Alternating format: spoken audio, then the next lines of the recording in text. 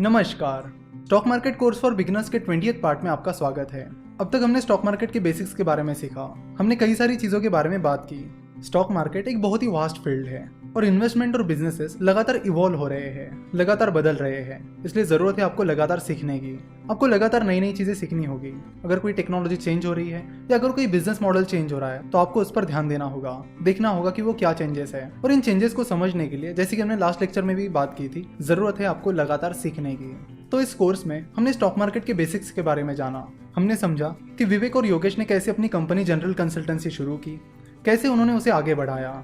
शुरुआत में तो उनके पास पैसा भी नहीं था, फिर कैसे उन्होंने अपना पैसा जुटाया, कैसे उन्होंने एंजल इन्वेस्टर से फंडिंग उठाई, वेंचर कैपिटल से फंडिंग उठाई और बाद में आईपीओ के लिए अप्लाई किया। इस प्रोसेस में हमने ये भी समझा कि एंजल इन्वेस्टर्स होते क्या है, वेंचर कैपिटल होते क्या है, वो कैसे काम करते हैं, आईपीओ क्या होता है। उसके बाद हमने समझा कि स्टॉक मार्केट क्या होता है और स्टॉक मार्केट कैसे काम करता है।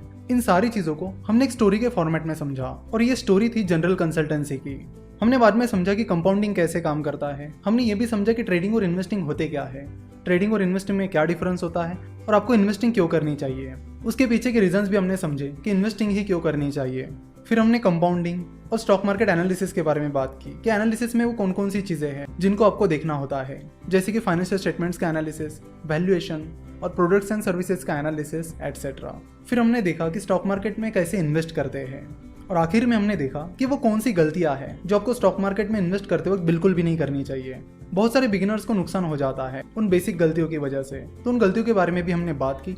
और आखिर में हमने बात की लर्निंग्स की कि कैसे कंटिन्यूअस लर्निंग आपको एक सक्सेसफुल इन्वेस्टर बनाने में मदद करेगी।